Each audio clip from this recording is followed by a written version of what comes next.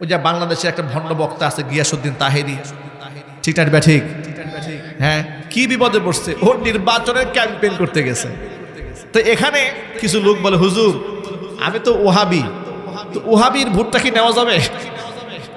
পেছ লাগাই দিছে। তা আপনি তো বলছেন ওহাবিকে সালাম দেওয়া যাবে না, তার পিছনে নামাজ পড়া যাবে না, ও বললে জানাজাও পড়া যাবে না। তো যেই লোকটা ওহাবি হয়ে এত খারাপ, তো তার ভোটটা নেওয়া যাবে কিনা? কঠিন এক বিপদে ফেলে দিয়েছে বন্ধুগণ। এই জন্য আমি কয়েকদিন আগে লিখেছিলাম, নির্বাচনের পূর্বে আমাদের আমল আখলাক দেখলে মনে হয় আমরা সাহাবায়ে কেরামের জামানায় চলে আসছি, কিন্তু নির্বাচনের পরেই মনে হয় যে না, আমরা শেখ হাসিনার জামানায় আসছি। এই বাংলাদেশের এমনও চিত্র আমরা শুনেছি, বাবা মার সাথে সম্পর্ক ছিন্ন করে পীর সাহেবের সাথে সম্পর্ক গাঢ় বানিয়েছে। পীরের বাড়িতে বছরে বছরে একটা করে গরু পাঠায়, আর গরু পাঠাবেই না বা কেন? ভণ্ড পীরের মুরিদরা ওয়াজ করে শোনাই দিছে, একটা মাত্র গরু যদি কোনো মতে দিতে পারেন, বিনা হিসেবে জান্নাতে যাবে। এই শয়তানি ওয়াজ করে সাধারণ মানুষ, তো তারা তো ধর্ম বুঝে না, তারা তো বাইপাস রাস্তা খুঁজে। কি রাস্তা খুঁজে? বাইপাস রাস্তা খুঁজে। নামাজ রোজা বাদ দিয়ে চিপাগুলি দিয়ে কেমনে জান্নাতে যাওয়া যায়, এর একটা মাধ্যম খুঁজে।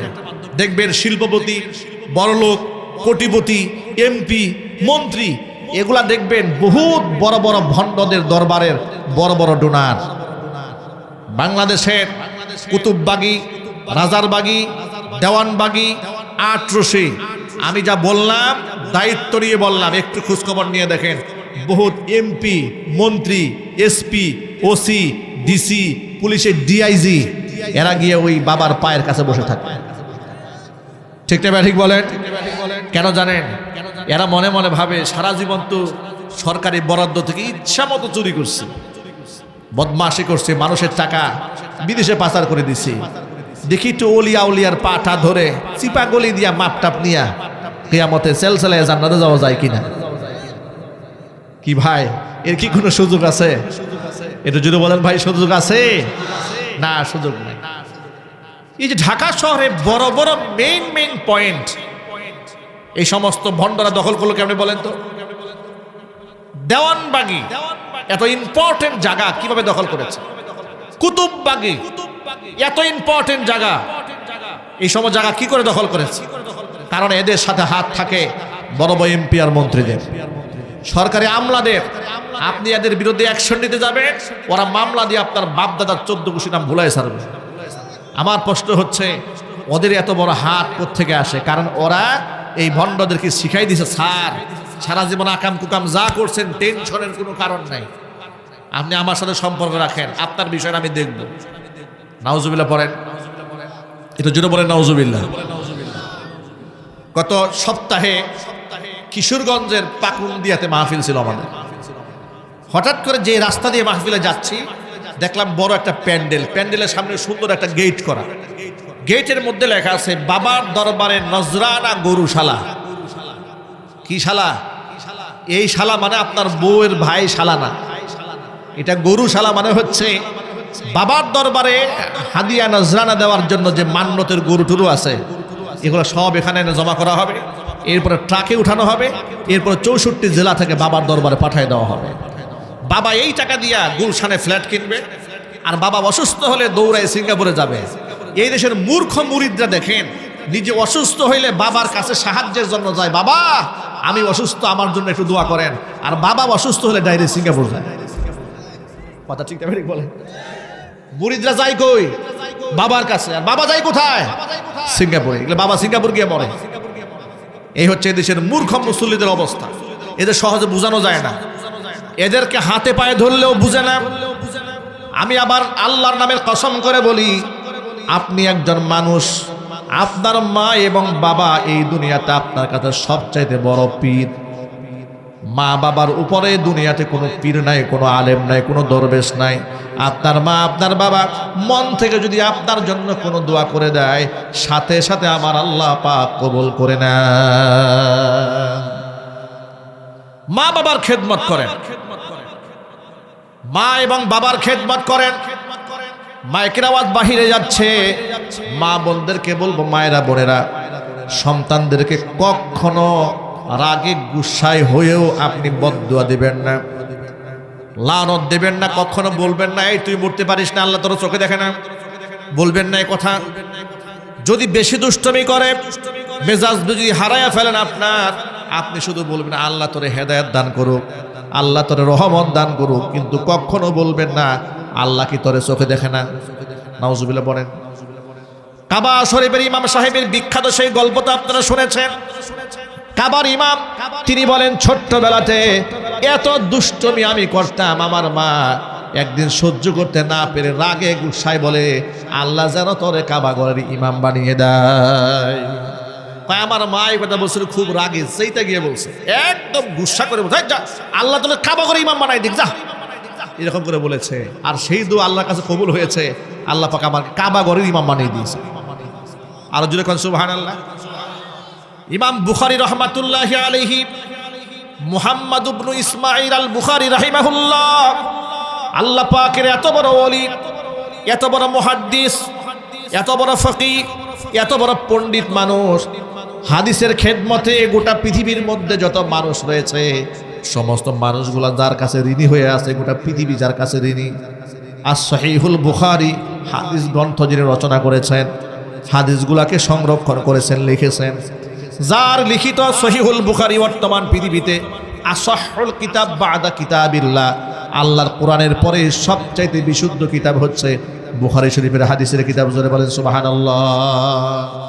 এই ইমাম বুখারী যখন ছোট্ট ছিলেন, মায়ের গর্ভ থেকে দুনিয়াতে এলেন, কিছুদিন পরে তিনি অসুস্থ হয়ে চোখের দৃষ্টি হারিয়ে ফেললেন। তার মা আল্লাহর কাছে সবসময় নামাজ পড়ে দোয়া করতেন, আল্লাহ তুমি আমার সন্তান মুহাম্মদ ইবনে ইসমাঈলকে আল্লাহ দৃষ্টি ফিরাইয়া দাও।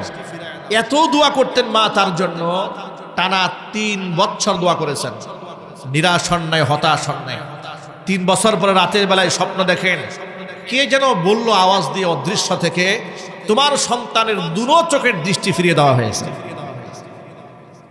মুহাম্মদ ইবনে ইসমাঈল আল বুখারীর মা ঘুম থেকে জাগলেন, সন্তানের দিকে তাকায় দেখেন ছোট্ট মুহাম্মদ ইবনে ইসমাঈল 2 চোখের দৃষ্টি ফিরে পেয়েছে।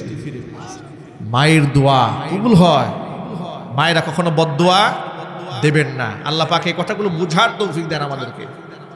বাবারা সন্তানদের বদদোয়া দেবেন না, সন্তান যেন দোয়া করবেন। এই যে বর্তমান সমাজটা চলছে, হিংসার জামানা চলতেছে, বিদ্বেষের জামানা চলছে। স্কুল বলেন, কলেজ বলেন, মসজিদ বলেন, মাদ্রাসা বলেন, খানকা বলেন, রাজনৈতিক মঞ্চ বলেন, সব জায়গার মধ্যে হিংসার চর্চা হয়। বিশেষ করে রাজনীতির মঞ্চটা এমন হয়েছে, অপরের বদনাম যে যত বেশি বলতে পারবে সে তত বেশি বড় নেতা হয়ে যায়। ঠিক না ঠিক বলেন? এই বিভাজনটা আমাদের মধ্যে কেন তৈরি হলো ভাই বলেন তো? কেন তৈরি হয়েছে? আপনারাই তো আপনারা জনগণের খেদমত করবেন, তো যার সমালোচনা করবেন উনি কি জনগণের বাহিরে নাকি? ঠিক না ঠিক বলেন? আপনি যার চরিত্র হনন করলেন, আপনি যার সম্মানে আঘাত করলেন, যার সম্পদে আঘাত করলেন, সেও তো জনগণ। আপনি কেন এই কাজটা করতে গেলেন? আজকে দেখেন আমাদের সমাজে রাজনীতির মানে বন্দী হয়ে, আপনার রাজনীতির আদর্শে বিশ্বাসী হয়ে আর হওয়ার কারণে কত মানুষ খুন হচ্ছে, কত মানুষ গুম হচ্ছে। কথা বলেন ঠিক না ঠিক? প্রতিহিংসার শিকার, নিজের দলের লোকেরা কামড়া কামড়ি করে মানুষ খুন করছে, নাউজুবিল্লাহ পড়ে আধিপত্য বিস্তার করছে। এই ওয়াজ মাহফিলের মধ্যে প্যান্ডেলে ইদানিং লোক কম হয়, সামনে নির্বাচন, মানুষের মধ্যে একজন বিশৃঙ্খলা, অন্তরের দূরত্ব, একজনের প্রতি আরেকজনের মহাব্বত নাই, সম্মান বোধ নাই, কেউ কাউকে মানতে চায় না। কে কার সমালোচনা করবে ফেসবুকে, অনলাইনে, সোশ্যাল মিডিয়াতে, চায়ের দোকানে বসে, পানের আড্ডায় বসে, যেখানে বসে সেখানে শুধু সমালোচনার গীবতার শেখায়। হিংসার আগুন কলিজা থেকে নিমিটায় ফেলেন। কলিজা থেকে যদি হিংসা নামক গুনাহটা মিটায় ফেলতে পারেন, আপনি কত বড় নিয়ামতের ভাগীদার হবেন। কোরআন মাজিদ আল্লাহ পাক বলেছেন, ইয়াউমা লা ইয়ানফাউ মালু ওয়ালা বানুন ইল্লা মান আতাল্লাহা বিকলবিন সালিম। সেদিন সম্পদ আর সন্তান কোনো কাজে আসবে না, ইল্লা মান আতাল্লাহা বিকলবিন সালিম। যেই ব্যক্তি পরিচ্ছন্ন আত্মা নিয়ে হাসরের ময়দানে উপস্থিত হয়ে যাবে, সেই ব্যক্তি নাজাত পাবে। পরিচ্ছন্ন আত্মাকে আল্লাহ পাক ডেকে বলবেন, ইয়া আইয়াতুহান নাফসুল মুতমাইন্না ইরজিই ইলা রাব্বিকি রাদিয়াতাম মারদিয়া ফাদখুলি ফি ইবাদি ওয়াদখুলি জান্নাতি। হে পরিতৃপ্ত আত্মা, ইয়া আইয়াতুহান নাফসুল মুতমাইন্না, হে পরিতৃপ্ত আত্মা, যে আত্মার মধ্যে হিংসা নাই, যে আত্মার মধ্যে অহংকার নাই, যে আত্মার মধ্যে মানুষের প্রতি বিদ্বেষ নাই, যে আত্মার মধ্যে পরশ্রী কাতরতা নাই, যে আত্মাটা জিকির করে পরিচ্ছন্ন হয়েছে, মুতমাইন্না হয়েছে, আল্লাহ পাক ডেকে বলবেন, ইরজিই ইলা রাব্বিকা রাদিয়াতাম মারদিয়া, তুমি তোমার রবের দিকে ফিরো এমন অবস্থায়, রাদিয়াতাম মারদিয়া, তুমি নিজ রবের উপর সন্তুষ্ট, রব তোমার উপর সন্তুষ্ট। জোরে বলেন সুবহানাল্লাহ। ফাদখুলি ফি ইবাদি ওয়াদখুলি জান্নাতি, আমার নেককার বান্দাদের মধ্যে প্রবেশ করো আর জান্নাতে প্রবেশ করো। জোরে বলেন সুবহানাল্লাহ। মন থেকে নামাজ, রোজা, হজ, যাকাত এটা তো আছেই, কিন্তু এগুলো আদায় করার পরে যদি মন থেকে আমরা হিংসা বিদ্বেষ দূর না করি, আমরা যদি নিজের ভেতর থেকে অহংকার দূর না করি, ভাই সিজদা আমাদের কোনো কাজে আসবে না। কোরআন বলেছে, কদ আফলাহা মান যাক্কাহা, যে ব্যক্তি কলবটাকে পরিষ্কার করতে পেরেছে সেই ব্যক্তি সফল হয়েছে। সুবহানাল্লাহ পড়েন। আচ্ছা, আপনাদেরকে ছোট্ট করে একটা এক্সাম্পল দিই, আপনারা বলবেন, আগে আবার প্রশ্নের জবাব দিয়ে বলেন তো ভাই, আল্লাহ রসুলের চেয়ে বেশি সম্মানিত কোনো ব্যক্তি পৃথিবীতে আছে, ছিল, ভবিষ্যতে হওয়ার কি কোনো সম্ভাবনা আছে? নবী করিম সাল্লাল্লাহু আলাইহি ওয়াসাল্লামের কি শান, কি মান, সুবহানাল্লাহ। যিনি রাস্তায় হাঁটলে আকাশের মেঘমালা তাকে ছায়া দেন, মরা গাছের নিচে বসলে গাছ জিন্দা হয়ে যায়, দুর্বল উটে লাঠি দিয়ে গুতা মারলে দুর্বল উট সবল হয়ে যায়। সুবহানাল্লাহ পড়বেন না?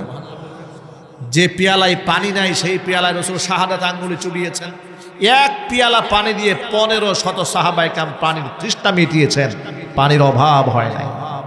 যিনি ইশারা করলে চাঁদ দ্বিখণ্ডিত হয়, কিয়ামতের ময়দানে যিনি সিজদায় পড়ে সুপারিশ না করলে বিচার কার্য শুরু হবে না, জান্নাতের দরজায় টুকা না দিলে জান্নাতের দরজা খোলাই হবে না।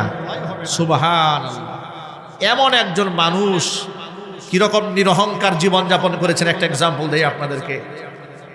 এই যে জারির ইবনে আব্দুল্লাহ আল বাজালির কথা বললাম, তিনি বলেন যে নবী করিম সাল্লাল্লাহু আলাইহি ওয়াসাল্লাম একটা ঘরোয়া মিটিংয়ে বসলেন, আমি সেখানে প্রবেশ করলাম।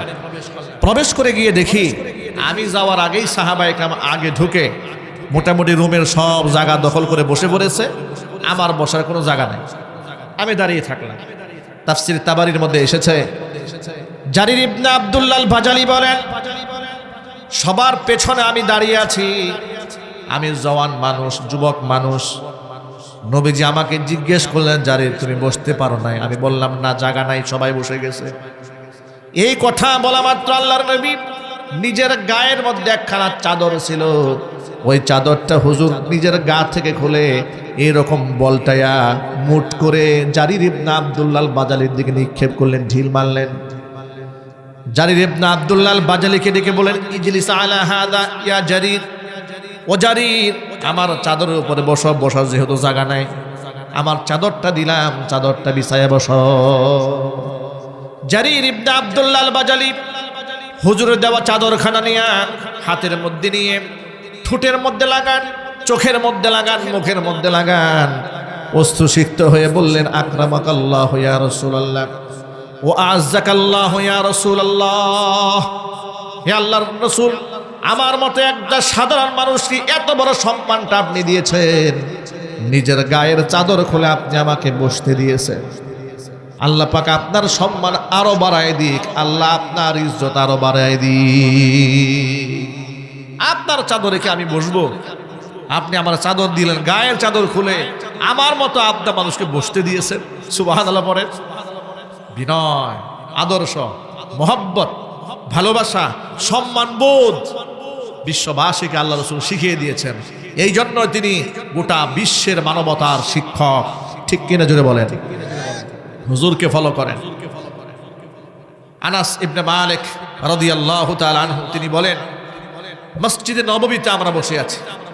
এমন সময় নবী করিম সাল্লাল্লাহু আলাইহি ওয়াসাল্লাম আমাদের ঘোষণা করলেন, ইয়াতলু আলাইকুমুল আনা রাজুলুম মিন আহলিল জান্নাহ। সাহাবীরা, এই ঠিক এই মুহূর্তে তোমাদের মাঝে একজন জান্নাতি ব্যক্তি প্রবেশ করবেন। এই কথা শোনার পরে আনাস ইবনে মালিক বলেন, অবাক বিস্ময়ে সকলে আমরা অধীর আগ্রহে রইলাম। জান্নাতি ব্যক্তি প্রবেশ করবেন, নবীজি বলেছেন দেখি সেই ব্যক্তিটাকে। তাকে দেখলাম, ইদ তলা আলাইনা রাজুলুম মিনাল আনসার তানতিফু লিহিয়াতুহু বিউদুইহি ওয়া ক্বাদ আল্লাকানা আলাইহি বিয়াদিহি শিমাল। দেখলাম বিখ্যাত কোন সাহাবী নন, আনসারী একজন অখ্যাত সাহাবী মসজিদের মধ্যে প্রবেশ করলেন। মাত্র ওযু করেছেন, ওযুর পানিতে দাড়িটা ভেজা। তানতিফু লিহিয়াতুহু বিউদুইহি, ওযুর পানিতে দাড়িটা ভেজা। আর ওয়াকাদ আল্লাকানা আলাইহি বিয়াদিহি শিমাল, বাম হাতে জুতা ধরে দাঁড়ায় আছে। সুবহানাল্লাহ পড়েন তো ভাই। একটু কল্পনার জগতে যান যে একজন মুসল্লি ঢুকলেন মসজিদে, ওযু করে ঢুকেছেন, জুতা হাতে নিয়ে দাঁড়ায় আছে, দাড়িটা ভিজে পানি পড়তেছে। মানে কোনো বিখ্যাত সাহাবী নন, আবু বকর, উমর, উসমান, আলী, সাদ বিন আবি ওয়াক্কাস, তালহা ইবনে জুবাইর, আবু হুরায়রা, এরকম আব্দুর রহমান ইবনে আউফ, এরকম ব্যক্তি নন। একেবারে অখ্যাত একজন সাহাবী, নবী করিম সাল্লাল্লাহু আলাইহি ওয়াসাল্লাম। একেবারে সাদা মাঠা মানুষ। মাঝে মাঝে সাদা মাঠা মানুষের মধ্যে অসাধারণ কিছু পাওয়া যায়, যা অনেক অসাধারণ মানুষের মধ্যে পাওয়া যায় না। ঠিক না ভাই? ঠিক।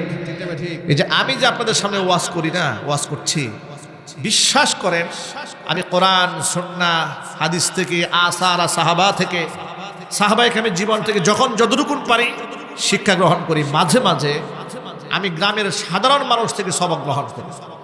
মাঝে মাঝে আমি রিক্সাওয়ালার কাছ থেকে আমি সবক নেই, কৃষকের কাছ থেকে আমি হেদায়েতের আলো খুঁজে পাই। আপনাদেরকে গল্প শোনাই। এই যে আজকে তো আপনাদের মাদ্রাসার মাহফিলে বেশ কিছু ছাত্র মাথায় পাগড়ি পেয়েছেন। আল্লাহ পাক যেন তাদেরকে জগৎ বিখ্যাত আলেম বানায়া দেন। গত কয়েক বছর আগে আমি মাহফিলে গেলাম সিরাজগঞ্জে, সম্ভবত কাজীপুর বা বেলকুচি, এই ধরনের কোনো একটা জায়গা হবে, এক্স্যাক্টলি মনে নাই। তো সেখানেও বেশ কিছু ছাত্র মাথায় পাগড়ি পেলেন। আমি নিজ হাতে তাদেরকে পাগড়ি পরালাম। পাগড়ি পরাবার পরে এলাকার গরিব এলাকা তো জায়গির মাস্টার বা লজির মাস্টার, এটা কি আপনারা বুঝেন কিনা এলাকার মানুষ? হ্যাঁ, লজির মাস্টার মানে কি? মানে মাদ্রাসার কিছু দরিদ্র ছাত্ররা, তারা ওনাদের বাড়িতে গিয়ে খাওয়া দাওয়া করেন। তারা আল্লাহর সন্তুষ্টির জন্য ছাত্রদেরকে খাওয়ান। ঠিক না ভাই? ঠিক বলেন। তো দেখলাম ওই জায়গির মাস্টারদেরকে সামনে আনা হলো এবং তাদের মাথার মধ্যে আপনার টুপি পরায় দেওয়া হচ্ছে মাহফিলে। তো আমার কাছ থেকে সবাই টুপি নিচ্ছে। তো এমন একজন জীর্ণ শীর্ণ জায়গির মাস্টার আমার সামনে দাঁড়ালেন। চেহারার মধ্যে আভিজাত্যের কোনো ছাপ নাই, গায়ের মধ্যে লাক্সারিয়াস কোনো পোশাক নাই। দেখেই বুঝতে পারলাম যে হত দরিদ্র মানুষ। প্রিন্সিপাল মাইক নিয়ে আমাকে বললেন, হুজুর, সবার সামনে অ্যানাউন্স করলেন যে এই ভদ্রলোক, তিনি ক্ষেত খামারে কাজ করেন, দৈনিক রোজে কাজ করেন, দিনে 500 কোনোদিন 700 টাকা রোজে ইনকাম করেন। আমরা আমাদের ভাষায়, গ্রাম্য ভাষায় এদেরকে কামলা বলি। আপনাদের এই এলাকায় কি বলে? কামলা বলে। তো এই কামলা দিয়ে পরিশ্রম করে সংসার চালান, কিন্তু হাফেজদের প্রতি তার যে সম্মান বোধ, মহব্বত আর ভালোবাসা এতটাই বেশি, তিনি প্রত্যেক বছর একজন ছাত্রকে জোর করে আবদার করে মাদ্রাসা থেকে নিয়ে যান নিজের বাসায় খাওয়ানোর জন্য। এমনকি এই ভদ্রলোক, যিনি দৈনিক 500 টাকা ইনকাম করেন, কোনো দিন থাকেও না, তিনি তার নিজের বাসায় 3 জন দরিদ্র ছেলেকে জায়গির রেখে হাফেজ কোরআন বানিয়েছেন। আল্লাহু আকবার বলেন। আমি ওই দিনের পর থেকে আমি আমার জীবনে একটা বড় সবক নিয়েছি। সেই সবকটা আপনাদেরকে শোনায়। ওই যে আমি আগেই বলেছি, আমি অনেক সময় অসহায় মানুষের কাছ থেকে সবক নেই, হেদায়েত গ্রহণ করি। আমি একটা মাদ্রাসা করেছি গাজীপুরে। মাদ্রাসার নাম হচ্ছে জামিয়া মাদানিয়া আরাবিয়া গাজীপুর। আমি আমার নিজস্ব ভবনে, দোতলা পুরো একটা বড় প্রশস্ত জায়গা নিয়ে খুব মনোরম পরিবেশ করে সুন্দর করে একটা মাদ্রাসা করেছি। প্রাইভেট প্রতিষ্ঠান, হিফজখানা, নাজরা বিভাগ, বাচ্চাদের কিন্ডার গার্ডেন সব আছে। তো সেখানে বাচ্চারা আসে, খুব মনোরম পরিবেশ, এত সুন্দর পরিবেশ যে এই পরিবেশে একটা ছাত্র রাখতে গেলে মাসে 20,000 টাকা খরচ হওয়ার কথা। খাবারের মানটা এরকম উন্নত। তো এদের পিছনে টাকা খরচ করতে গিয়ে মাঝে মাঝে দেখা যায় যে আমার পকেট থেকে কোনো মাসে অনেক লম্বা লম্বা টাকা চলে যায়, মানে লাখ টাকার উপরে এদের পিছনে আমি ঢালি, প্রতি মাসে খরচ করি। মাঝে মাঝে আমার কাছে মনে হতো যে এদেরকে বেতন দিয়ে আমি রাখি, এরা যদি একটু বেশি বেতন দিত তাহলে তো আমার এই ভর্তুকিটা লাগে না। কিন্তু ওই যে সিরাজগঞ্জের ভদ্রলোকের কথা মনে পড়ে আমার মনে হয় যে আমি জীবনে কিছুই করি না। আমার মনে হয় যে এই লোক দৈনিক হাজিরা এনে যেই ব্যক্তি 3টা ছেলেকে হাফেজ কোরআন বানিয়েছে, তখন আমি আমার মসজিদে আমি এলান করেছি, মাদ্রাসায় অ্যানাউন্স করেছি, দরিদ্র এবং মেধাবী টাকার অভাবে পড়তে পারে না, এরকম যদি হয় আমি একে তথ্য যাচাই করব। তাহলে আমার সন্তান, আমার নিজের ছেলে যেই প্রতিষ্ঠানে যেই পরিবেশে পড়ে তাকে আমি সেই প্রতিষ্ঠানে সেই পরিবেশে নিজের পকেটের টাকা দিয়ে পড়াবো। এই স্পিরিট আমার মধ্যে জাগ্রত হয়েছে। ওই ঘটনা যখনই মনে পড়ে এই স্পিরিট আমার কমে না। আল্লাহু আকবার বলে। অনেক সময় বক্তাদেরকে মাহফিল আপনারা হাদিয়া দেন, এটা নিয়ে অনেক ভাইদের কোনো মন্তব্য থাকে না ভাই, হুজুর এই টাকা নিয়ে করে এটা কি? কিন্তু আশ্চর্যের ব্যাপার, এই একই প্রজন্মের মানুষ, আমি তুলনা করি না, বাস্তবতা বুঝায়। যদি কোনো শিল্পী আনে, নায়ক নায়িকা গায়ক গায়িকা, এদের পিছনে দেখবেন অবলীলায় লক্ষ লক্ষ টাকা খরচ করে, কোনোদিন দেখবেন না এদের খরচ নিয়ে কোনো প্রশ্ন তোলা হয় এই সমাজে। কথা ঠিক নেবে, ঠিক যদি বলেন। এই লোকে, যে লোক আলেমের পারিশ্রমিক নিয়ে প্রশ্ন তুলেছে ও জীবনেও তুলবে না, অথচ এই লোকে এই টাকা নিয়ে হয়তো একটা সিনেমা বানাবে, না হয় একটা নাইট ক্লাব করবে, না হয় একটা বারের দোকান খুলবে যেখানে অশ্লীলতা করা হবে, বেহায়াপনা করা হবে। এটা নিয়ে তার মনে কোনো দুঃখ নাই।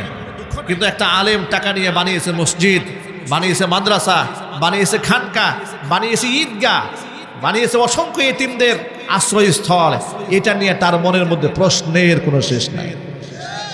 কথা ঠিক না ঠিক ছিল বলেন। এই জন্য ভাইদেরকে বলবো, বাজে মন্তব্য করার আগে আলেমদেরকে মহব্বত করেন।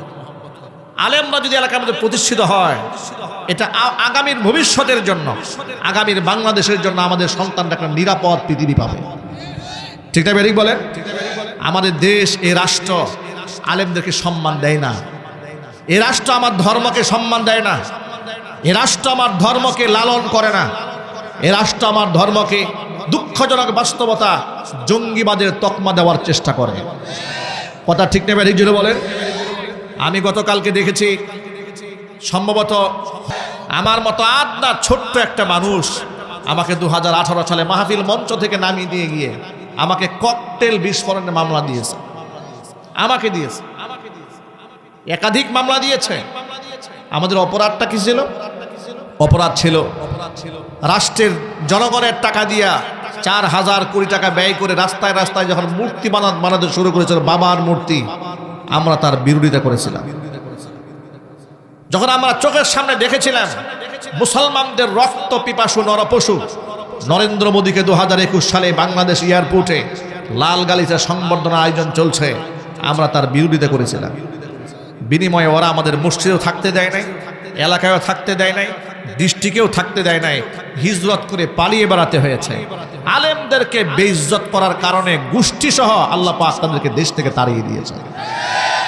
আল্লাহ আছেন না নাই? এটা জোর আওয়াজে বলতে হবে, আল্লাহ আছেন না নাই? আল্লাহ পাক আছেন, আল্লাহর বিশ্বাস রাখেন। আর যুবক ভাইদেরকে বলবো, যুবক ভাইয়ের আমার, আগামীর বাংলাদেশটাকে ইনসাফের বাংলাদেশ বানাতে হবে। হিংসা বিদ্বেষ ভুলে গিয়ে শহীদ উসমান হাদির চেতনা লালন করে, জালেমের চোখে চোখ রেখে কিভাবে কথা বলতে হয় শহীদ উসমান হাদি আমাদের শিখিয়ে গেছে। আপনারা কি শহীদ উসমান হাদির চেতনা গ্রহণ করে আগামীর বাংলাদেশের সমস্ত জালেমদেরকে পরাজিত করে ইনসাফের বাংলাদেশ গড়তে রাজি আছেন কি? আমি দুহাত দেখতে চাচ্ছি ইনশাআল্লাহ।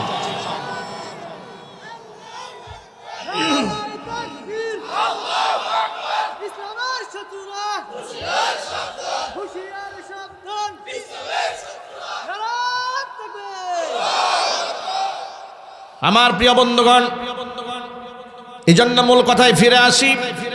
যে কথা আমি বোঝাতে চেয়েছিলাম, এই সমাজের মধ্যে মাঝে মাঝে একেবারে সামান্য সমাজের একেবারে সাধারণ মানুষের মধ্য থেকে অসাধারণ মাঝে মাঝে কিছু সবক পাওয়া যায়।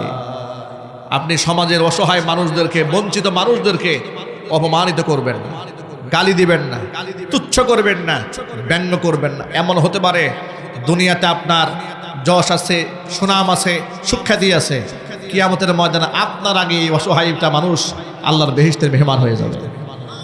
ঠিক না ঠিক বলেন? আপনি তারই অপমান করতে পারবেন? আল্লাহ পাক যেন কথা বোঝার তৌফিক দান, জোরে কোন আমিন। প্রিয় ভাইয়েরা আমার,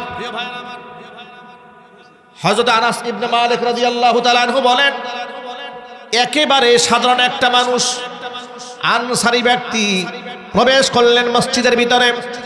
ওযুর পানিতে দাড়িটা ভেজা, তানতিফুল হিয়াতুহু বিউযুহি ওয়া ক্বাদ আল্লাকা আলাইহি বিয়াদিহি শিমাল, বাম হাতে জুতাটা ধরে দাঁড়ায় আছেন।